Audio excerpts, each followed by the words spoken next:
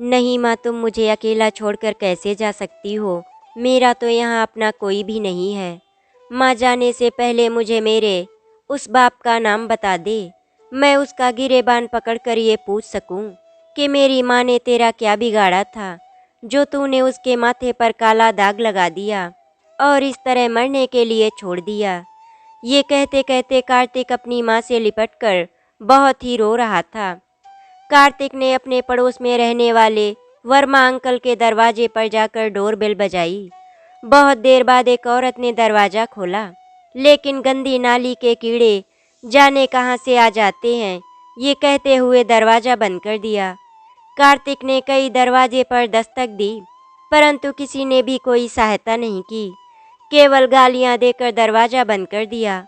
कार्तिक रिक्शे वाले की सहायता से किसी तरह अपनी माँ को सरकारी अस्पताल लेकर गया। वहाँ के डॉक्टर ने चेकअप करके उसकी माँ के लिए कुछ दवाई लिखी, परंतु कार्तिक के पास पैसे नहीं थे। कार्तिक दवा की दुकान पर जाकर दुकान के मालिक से बोला, बाबूजी मुझे ये दवाई दे दो, मैं आपके पैसे कुछ दिनों में दे दूंगा। दुकानदार ने कार्तिक को दवा देने से मना कर दिया। कार्तिक रोकर दुकानदार से बोला, बाबूजी मेरी माँ मर जाएगी, आप मुझे दवा दे दो, मैं आपकी पूरी रकम चुका दूंगा। वहाँ खड़े एक बुजुर्ग ये सब सुन रहे थे। उन्होंने उस दुकान मालिक से बच्चे को दवाई देने को कहकर दवा की पेमेंट कर दी। वो बच्चे को दवा देकर बोले, लो बेटा अपनी माँ को बचा लो, इस दवा का पेमेंट मैंने कर दिया है। कार्तिक उन बुजुर्ग को लाखों दुआएं देता हुआ दवाइयाँ लेकर तेज कदमों से अस्पताल की तरफ भागा। बुजुर्ग का नाम मोहन प्रसाद था। वो उस बच्चे को देखकर पुरानी याद में खो गए। मोहन प्रसाद आज तक वो तारीख भूल नहीं सके थे। उनके पिताजी का एक्सीडेंट हो गया था। उस समय वो स्कूल में पढ़ रहे थे। मोहन प्रसाद को किसी ने सूचना दी कि उनके पिताजी को कोई टक्कर मारकर चला गया। वो भागते हुए घटना स्थल पर पहुँचे।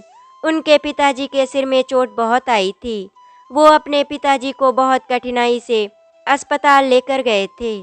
जाते ही डॉक्टर ने दवाइयाँ लिख दी। उनके पास पैसे नहीं थे। यदि पैसे लेने घर जाता तो बहुत देर हो जाती। मोहन प्रसाद ने बहुत कोशिश की थी, परंतु पैसे के कारण वो दवाई का प्रबंध नहीं कर सके और दवाइयों के कारण उनके पिताजी परलोक सिधार गए। तभी से वो 1-2 घंटे अस्पताल के सामने बैठकर जरूरतमंद की सेवा करते थे। कार्तिक की माँ को होश आ गया और वो कार्तिक को इशारे से कुछ बताने की कोशिश कर रही थी, परंतु वो कुछ भी बोल नहीं पा रही थी और वो सोचते हुए अपने कॉलेज की यादों में चली गई। दीप्ति ने कॉलेज में नया नया एडमिशन लिया था। उसका आज कॉलेज का पहला दिन था। उसका कोई दोस्त भी नहीं था, क्योंकि उसके पापा का इस शहर में नया ट्रांसफ़र हुआ था। उसके पापा एक बैंक में मैनेजर थे। कॉलेज में प्रवेश करते ही उसका सामना एक पुराने छात्र की टीम से हो गया।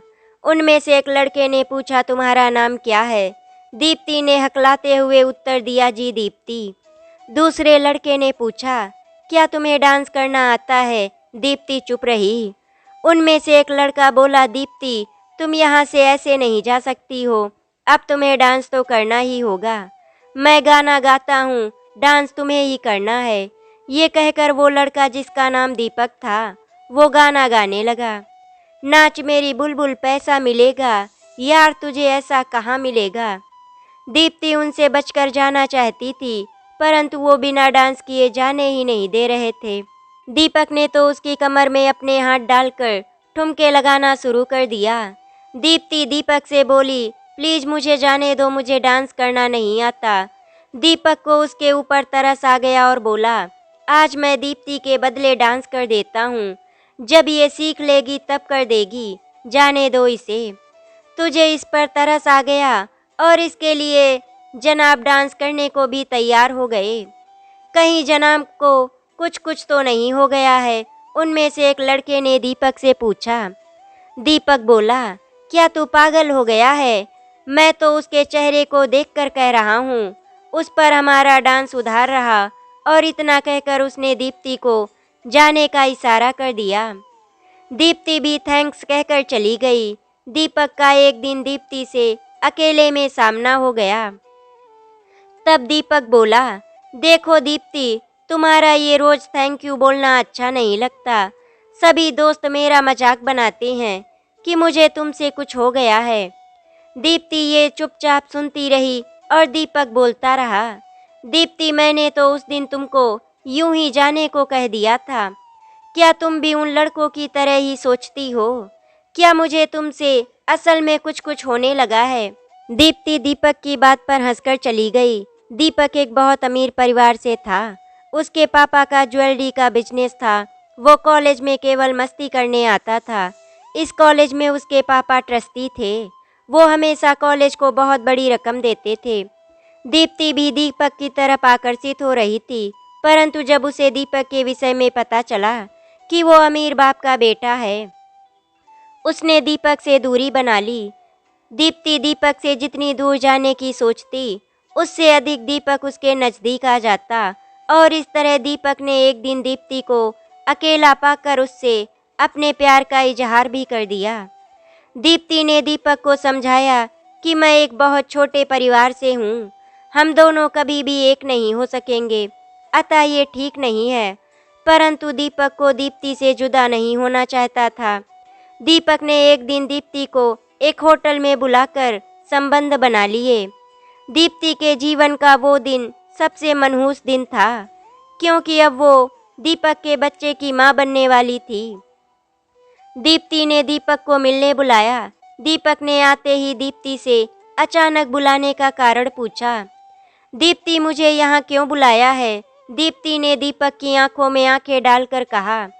दीपक, मैं तुम्हारे बच्चे की मां बनने वाली हूँ। और वो मुस्कुराने लगी। दीप्ति मुस्कुरा रही थी, परंतु दीपक के दिल की धड़कन ही रुक गई थी। वो क्रोधित होते हुए बोला, ये तुम क्या पागलपन की बातें कर रही हो? ऐसा नहीं हो सकता। दीप्ति उसकी बात सुनकर परेशान हुई। तुम ये क्या कह रहे हो? क्या तुम्हें इस बात की खुशी नहीं हुई? दीपक अपनी आंखें लाल करता हुआ, तुम वास्तव में पागल हो गई हो क्या? दीप्ति, तुम अभी कुंवारी हो और ये समाज एक कुंवारी माँ को स्वीकार नहीं करता। ज़्यादा पागल मत बनो। मेरे मम्मी पापा ऐसा रिश्ता कभी भी स्वीकार नहीं करेंगे। दीपक, ये तुम क्या बोले जा रहे हो? हम दोनों ने प्यार किया है और ये बच्चा हमारे प्यार की निशानी है। हम दोनों भागकर शादी कर लेंगे। दीपक बोला। दीप्ति, मैं मम्मी पापा को छोड़कर कैसे भाग सकता हूँ? हमें किसी को पता चलने से पहले ये बच्चा गिरवाना होगा। यदि हमने ऐसा नहीं किया तो बहुत बड़ी परेशानी में फंस जाएंगे। दीप्ति दीपक की बात सुनकर बोली, नहीं, मैं ऐसा नहीं करूँगी। मैं इस बच्चे को जन्म दूंगी। इसके लिए मुझे किसी से भी लड़ना पड़ा तो मैं लड़ूंगी। ये मेरा आखिरी फैसला है। दीपक दीप्ति को समझाने की कोशिश करता हुआ बोला, इमोशनल होना ठीक नहीं है। अभी हमारी ज़िंदगी बहुत बड़ी है। हमें अपने परिवार की भलाई के विषय में भी सोचना होगा। घर से बाहर निकलकर बहुत कठिनाई आती है। दीप्ति ने दीपक को उत्तर देते हुए कहा, नहीं दीपक, कुछ भी हो जाए मैं हत्या नहीं करूँगी। यदि तुम मेरा साथ नहीं देना चाहते हो तो कोई बात नहीं। मैं अकेले ही इसको जन्म दूंगी और इसको पाल पोस कर काबिल बनाऊंगी। दीपक दीप्ति की बातें सुनकर परेशान हो रहा था। उसकी समझ में कुछ नहीं आ रहा था। दीप्ति बच्चे को गिरवाने के लिए तैयार नहीं हो रही थी। उसे अपने पापा का बहुत डर लग रहा था। यदि उनको इसका पता चल गया तो मालूम नहीं वो उसके साथ क्या करेंगे। दीपक ने दीप्ति को एक बार फिर समझाने की कोशिश की। देखो दीप्ति, मेरी बात को ध्यानपूर्वक सुनो और समझने की कोशिश करो। इसमें हम दोनों की ही भलाई है। हमारा समाज हमें ऐसा करने की अनुमति नहीं देता। हम दोनों ने जो भूल की है उसको सुधारने का यही आखिरी उपाय है। दीप्ति बोली, दीपक, भूल हमने की है, इसका परिणाम भी हमें ही भुगतना होगा। इस छोटी सी जान का क्या अपराध है जो हम इसे इस दुनिया में आने से पहले ही मृत्यु दे दें। अब दीपक को समस्या का कोई हल निकलता नजर नहीं आ रहा था और वो दीप्ति से बोला, अब तुम्हें जो अच्छा लगे वो करो, मैं तुमसे कुछ नहीं कहूँगा। वो इतना कहकर वहाँ से चला गया। दीप्ति अब वहाँ अकेली थी। उसके मन में अनेक तरह के विचार आ रहे थे। वो अपनी समस्या को किसी के साथ शेयर भी नहीं कर सकती थी। दीप्ति को वहाँ बैठे हुए बहुत समय हो गया। वो घर जाकर किसी को क्या कहे, घर वाले अनेक प्रकार के सवाल पूछेंगे। फिर वो अपनी इज्जत के लिए वही उपाय बताएंगे जो दीपक ने बताया था। फिर दीप्ति ने अपनी सहेली रिया को फ़ोन लगाया। हेलो रिया, मैं दीप्ति बोल रही हूँ। हेलो दीप्ति, क्या हाल है, तू ठीक है? तू कहाँ से बोल रही है? मैं लखनऊ से बोल रही हूँ। तू लखनऊ कैसे पहुँच गई? क्या तेरी शादी हो गई? ऐसा कुछ नहीं है। असल में मेरे पापा का कुछ महीने पहले यहाँ तबादला हो गया था और मैं यहाँ आ गई हूँ। आज तूने मुझे कैसे याद किया? रिया ने दीप्ति को शिकायत करते हुए पूछा। दीप्ति बोली, रिया, मैं बहुत बड़े संकट में फंस गई हूँ। और इतना कहकर उसने अपनी पूरी प्रेम कहानी रिया को सुना दी। रिया ने पूछा, अब इस कहानी में तुम मेरी एंट्री क्यों करा रही हो? दीप्ति बोली, तू तो इसको बहुत ही हल्के में ले रही है। मेरी तो जान निकलने को है। दीप्ति ने उसको समझाया कि मैं किसी भी कीमत पर बच्चा गिराना नहीं चाहती और दीपक इस बच्चे को गिरवाने की जिद पर अड़ा है। अब तू बता मैं क्या करूं? रिया बोली, दीप्ति, यदि तू बच्चा नहीं गिराना चाहती तो तुझे अपना घर परिवार छोड़ना होगा। यदि तू ये करने को तैयार है तो मेरे पास आ जा। मैं यहाँ तेरे रहने और नौकरी की सेटिंग करवा दूंगी। दीप्ति तो ये सुनकर खुश हो गई, क्योंकि डूबते को सहारा चाहिए, फिर चाहे वो तिनके का ही क्यों ना हो। और दीप्ति ने ये शहर छोड़ने का मन बना लिया। दीप्ति का मन खुश हो गया, लेकिन वो दीपक की बेरुखी से बहुत परेशान थी। उसे दीपक पर बहुत गुस्सा आ रहा था, परंतु वो उसको कुछ भी नहीं कह सकती थी। अब दीप्ति ने चुपचाप रिया के पास जाने की तैयारी करना शुरू कर दिया। उसकी खबर उसने अपने घर वालों को नहीं लगने दी।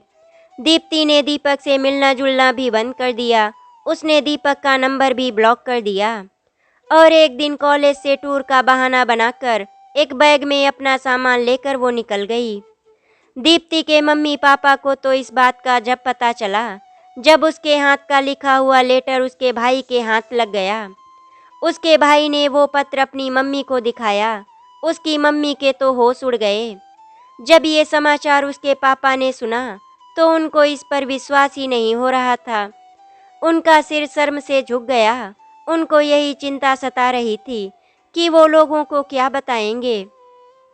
दीप्ति रिया के पास पहुंच गई। रिया उसके बचपन की सहेली थी। वो मुंबई में नौकरी कर रही थी। दीप्ति ने अपना नंबर बंद कर दिया था और पहले ही नया नंबर ले लिया था। इस फ़ोन नंबर का केवल उसकी सहेली रिया को ही पता था। रिया ने सबसे पहले दीप्ति को एक शादीशुदा जैसा बना दिया, जिससे किसी को शक नहीं हो। उसकी मांग में सिंदूर लगवा दिया एवं पैरों में बिछुआ पहना दिए और उसे समझा दिया कि कोई भी पूछे तो कह देना कि पति के साथ अनबन चल रही है। रिया के पड़ोस में एक अध्यापिका रहती थी। उसने उस स्कूल में नौकरी दिलवाने के लिए उनसे बात कर ली थी। रिया ने दीप्ति को अच्छी तरह समझा दिया था कि वो किसी को भी सही बात न बताए। दीप्ति को स्कूल में नौकरी भी मिल गई। अब वो काम भी करने लगी, लेकिन वो दीपक की बेवफाई को जब भी याद करती तभी उसको रोना आ जाता। दीप्ति अपनी सहेली के साथ रहकर अपना समय व्यतीत करने लगी। अब दीप्ति की डिलीवरी का समय आ गया था। रिया की सहायता से सब ठीक चल रहा था। रिया ने उसकी डिलीवरी भी पास के छोटे से हॉस्पिटल में करवा दी। दीप्ति ने एक सुंदर बेटे को जन्म दिया। दीप्ति ने बेटे का नाम कार्तिक रखा। दीप्ति जिस स्कूल में नौकरी करती थी उस स्कूल में ही मैडम के बच्चे रखने की सुविधा भी थी। इससे दीप्ति को बच्चे के पालने में कोई परेशानी नहीं हुई। दीप्ति के पापा दीप्ति के जाने के बाद बहुत दुखी रहने लगे थे।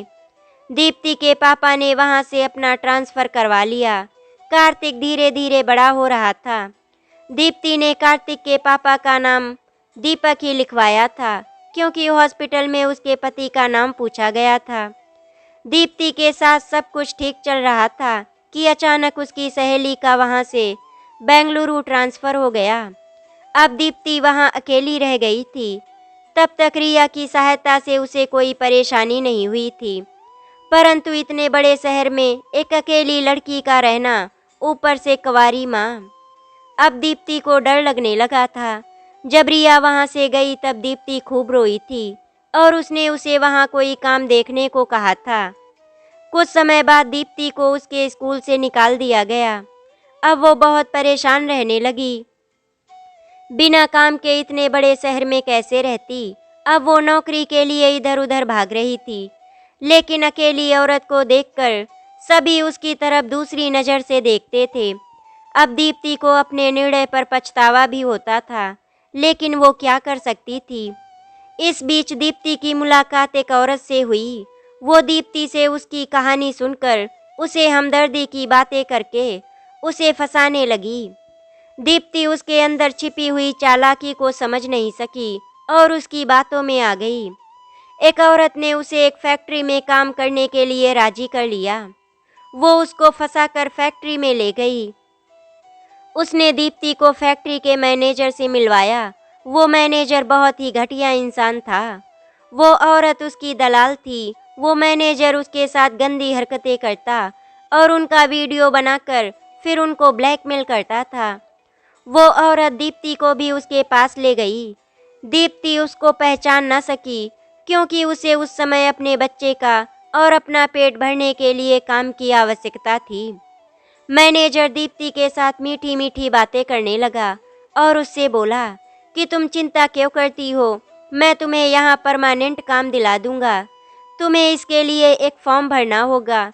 वो दीप्ति को अपने ऑफिस लेकर गया, जहाँ पर औरतों के साथ गंदी हरकतें करके उनका वीडियो बना लेता था। दीप्ति के सामने उसने पहले से टाइप किया हुआ एक फॉर्म रखा और दस्तखत करने को बोला। मैनेजर को ये नहीं मालूम था कि वो इंग्लिश भी पढ़ लेती है।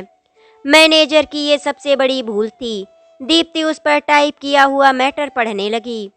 तब उसकी आंख खुली, क्योंकि उस पर एक इकरारनामा टाइप किया हुआ था, जिस पर लिखा था, मैं यहाँ अपनी मर्जी से आई हूँ और मैं जो कुछ कर रही हूँ वो सब मेरी अपनी इच्छा से हो रहा है। वो पढ़कर सोचने लगी, ये कैसा फॉर्म है, ये तो फंसाने का काम है। यदि वो इसे पढ़ती नहीं तो बहुत बुरी तरह फंस जाती। मैनेजर दीप्ति को फॉर्म पर हस्ताक्षर करने का दबाव बना रहा था। दीप्ति उसकी तरफ नाराजगी प्रकट करते हुए बोली, क्या आपने मुझे अनपढ़ समझ रखा है?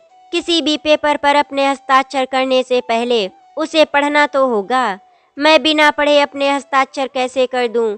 मैनेजर बुरी तरह हड़बड़ा रहा था, क्योंकि उसने उस पर जो टाइप किया था उसको पढ़कर कोई भी अपने हस्ताक्षर नहीं कर सकता था, और वही हुआ जिसका मैनेजर को डर था।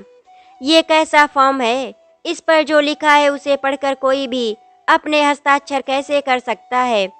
दीप्ति ने मैनेजर को पूछा। मैनेजर बोला, मैडम यदि काम करना है तो इस फॉर्म पर हस्ताक्षर करने होंगे, आगे आपकी मर्जी है। दीप्ति मैनेजर से पूछने लगी, यहाँ का मकान मालिक कौन है? मुझे उससे बात करनी है। तुम लोग किसी की मजबूरी का फ़ायदा उठाते हो। मैं इसकी शिकायत आपके मालिक से करूँगी। मैनेजर सोचने लगा, आज वो गलत फंस गया, अब इसको यहाँ से किसी तरह भेजना होगा, और वो दीप्ति को समझाने की कोशिश करने लगा। मैनेजर ने दीप्ति को वहाँ से समझाकर बाहर का रास्ता दिखा दिया। दीप्ति वहाँ से अपनी इज्जत बचाकर आ गई। इसके बाद दीप्ति एक खोली में रहकर लोगों के घर काम करके कार्तिक का पालन पोषण करने लगी। आसपास के लोग उसे बुरी नज़र से देखते थे, परंतु दीप्ति ने किसी की भी परवाह नहीं की। वो अपने बेटे को बड़ा अफसर बनाना चाहती थी, परंतु किस्मत के बिना कुछ हासिल नहीं होता। दीप्ति के बॉयफ्रेंड दीपक की शादी हो गई और उसकी पत्नी के साथ हमेशा अनबन रहती थी। वो अपनी पत्नी से हमेशा दीप्ति को खोजता रहता था। उसका एक बेटा था। दीप्ति की पत्नी की कैंसर की लंबी बीमारी के बाद मौत हो गई थी। उसके बाद दीपक ने शादी नहीं की थी। दीपक के दिल में जब दीप्ति की यादें ताज़ा होती तो वो अपने को कसूरवार ठहराता था। यदि वो उस समय अपने मम्मी पापा से बात करता तो कोई हल निकल सकता था। परंतु उस समय घर वालों के डर से अपने प्यार का बलिदान कर बैठा। अब इस भूल को सुधारने का कोई उपाय नहीं था। फिर भी उसे आशा की एक किरण कहीं दिखाई पड़ती थी। वो सोचता था, शायद किसी मोड़ पर दीप्ति मिल जाए तो उससे क्षमा मांगकर पुनः जिंदगी बसा लेंगे, क्योंकि उसे दीप्ति पर भरोसा था कि वो शादी नहीं कर सकती। दीपक किसी किरण के सहारे जी रहा था। उसे तो ये भी नहीं मालूम था कि दीप्ति किस शहर में गई है। दीप्ति अपना किसी तरह गुजारा कर रही थी। वो बहुत अधिक मेहनत कर रही थी। अधिकतर उसके अकेले रहने से उस पर कीचड़ उछलते थे। अब कार्तिक भी बड़ा हो रहा था। सबके मम्मी पापा स्कूल जाते, परंतु दीप्ति के पास इतना वक्त कहाँ था कि वो उसके स्कूल जा पाती। अतः कार्तिक अपने स्कूल स्वयं ही जाता था। कार्तिक के साथ के बच्चे उसको पूछते थे कि तेरे पापा कहाँ रहते हैं। उसके पास इसका कोई जवाब नहीं होता था, क्योंकि उसने अपने पापा को कभी देखा ही नहीं था। अतः वो चुपचाप रह जाता था। कई औरतें तो उसे किसी की नाजायज औलाद बोलती थी। दीप्ति की पीठ पीछे उसकी बहुत बुराई करती थी, परंतु दीप्ति ने सब सहना सीख लिया था। जब कार्तिक दीप्ति को पूछता कि माँ पापा कब आएंगे, तो वो उसे कह देती कि पापा जल्दी आएंगे। वो उसे कैसे समझाती कि वो प्यार की निशानी है। उसके पापा कभी नहीं आने वाले। जिस मोहल्ले में रहते थे वो लोग उनसे घृणा करते थे, परंतु दीप्ति ने सब सहना सीख लिया था। दीप्ति काम करने के कारण अपने शरीर पर ध्यान रखना ही भूल गई थी। उसके शरीर में कोई परेशानी होती तो वो उसका ध्यान ही नहीं देती। उसका शरीर कमज़ोर होता गया और उसमें अनेक बीमारियों ने घर बना लिया। दीप्ति की बीमारियों ने कब बड़ा विकराल रूप धारण कर लिया, इसका उसे पता भी नहीं चला। जब तक पता चला तब तक बहुत देर हो चुकी थी। एक दिन दीप्ति ने अपने बेटे कार्तिक को अपने जीवन का सच बता दिया, क्योंकि अब उसे मौत दिखाई दे रही थी। अतः उसने मरने से पहले उसे सच से अवगत करा दिया। आज दीप्ति अस्पताल में अपने जीवन की अंतिम सांस ले रही थी। वो कार्तिक को कुछ बताना चाह रही थी, परंतु उसकी आवाज़ नहीं निकल रही थी। वो केवल इशारे कर रही थी। कार्तिक उसके पास खड़ा आंसू बहा रहा था। उसके आंसुओं को पोंछने वाला भी कोई नहीं था। उसे अपनी माँ पर गर्व हो रहा था कि उसने इतना सहकर उसे जन्म दिया, लेकिन उसे उन दोनों को इस हाल तक पहुँचाने वाले पर बहुत क्रोध आ रहा था। वो केवल उसका नाम और पता जानना चाहता था। आखिर वही हुआ जिसका डर था। आज कार्तिक के सर से माँ का साया भी उठ गया। उसकी आंखों से गंगा जमुना की धारा बह रही थी। वहाँ की नर्सों ने उसको धीरज बंधाया और माँ का अंतिम संस्कार करने के लिए कहा। कार्तिक ने सामाजिक संस्था की सहायता से अपनी माँ का अंतिम संस्कार किया और माँ की अस्थियों को गंगा में बहाने से पहले कसम खाई कि मैं उस इंसान को अवश्य खोज कर रहूँगा और उसका गिरेबान पकड़कर पूछूंगा कि उसने ऐसा क्यों किया। कार्तिक की माँ की एक पुरानी सी अटैची थी। वो उसे हमेशा बंद रखती थी। कार्तिक ने भी कभी इस तरफ ध्यान भी नहीं दिया था। आज कार्तिक उसको खोलने लगा तो उसमें एक डायरी और कुछ फोटो भी थी। डायरी को पढ़कर कार्तिक को मालूम हुआ कि धोखेबाज का नाम दीपक था और वो लखनऊ के किसी अमीर सेठ का बेटा है। उसके पापा का ज्वेलरी का बिजनेस था। अब कार्तिक ने लखनऊ जाने का विचार बना लिया और वो एक दिन लखनऊ पहुंच गया। वहां पहुंचकर सबसे पहले डिग्री कॉलेज का पता लगाया और उसके ट्रस्टी का पता करने की कोशिश करने लगा। उसे बहुत कठिनाई से पता चला कि दीपक के पापा ने दीपक के नाम से ज्वेलरी का शोरूम बना रखा है। अब कार्तिक किसी तरह दीपक से मिलना चाहता था और वो दीपक के शोरूम तक तो पहुंच गया। कार्तिक दीपक से मिलने की कोशिश में लग गया। जब वो शोरूम पर पहुंचा तो उसे मालूम हुआ कि दीपक तो यहाँ बहुत ही कम आता है। वो अधिकतर नशे में रहते हैं। उनको पीने की आदत पड़ गई है। कार्तिक ने दीपक की कोठी का पता मालूम किया और उसकी कोठी पर पहुंच गया। कार्तिक ने गेट पर खड़े गार्ड से पूछा, मुझे दीपक से मिलना है। गार्ड को उसके इस तरह बोलने पर आश्चर्य हुआ कि हमारे साहब का नाम किस तरह ले रहा है। फिर भी गार्ड ने उसको पूछा तुम कौन हो और हमारे साहब से क्यों मिलना चाहते हो? उनसे क्या काम है? कार्तिक बोला, उनको ये संदेशा दे दो कि दीप्ति का संदेश लेकर कोई आया है। गार्ड अंदर गया और बोला, साहब कोई दीप्ति का संदेश लेकर आया है। दीप्ति का नाम सुनकर दीपक का नशा भाग गया और वो बोला, उसे अंदर ले आओ।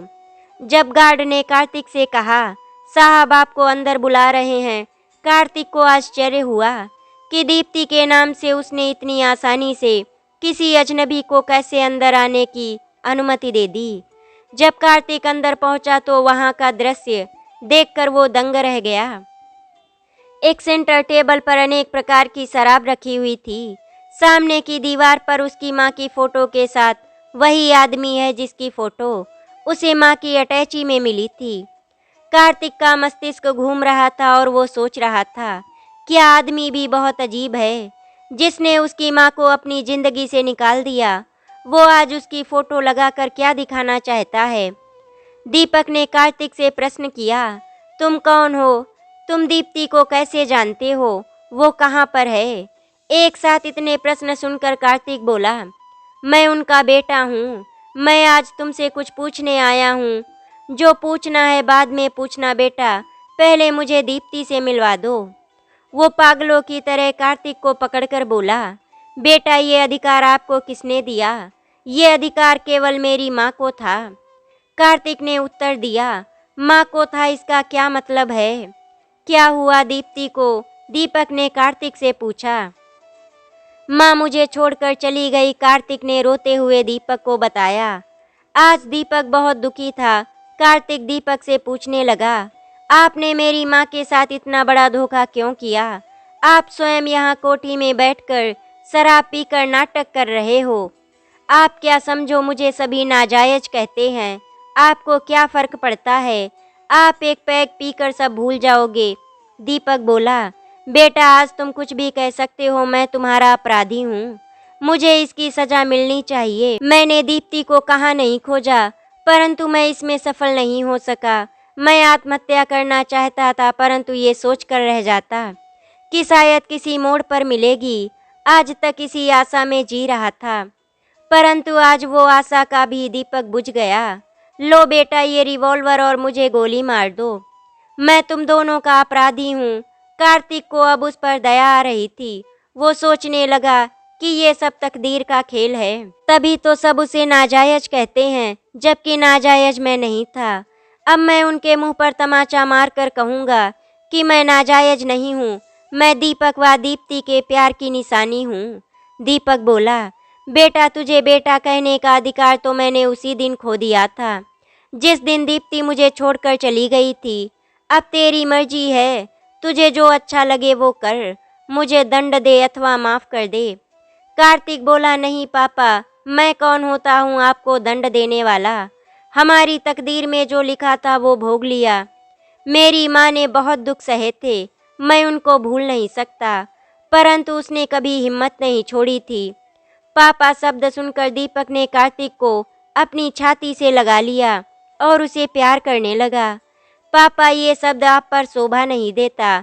आज के बाद मैं आपको पापा कभी नहीं बोलूँगा और ना ही आज के बाद मैं कभी भी आपके सामने आऊँगा। आज से हमारा और आपका कोई रिश्ता नहीं है। आशा करती हूँ आपको हमारी कहानी अच्छी लगी होगी। अगर आपको हमारी कहानी अच्छी लगी तो वीडियो को लाइक एंड शेयर करें, चैनल को सब्सक्राइब करें। वीडियो देखने के लिए आपका धन्यवाद।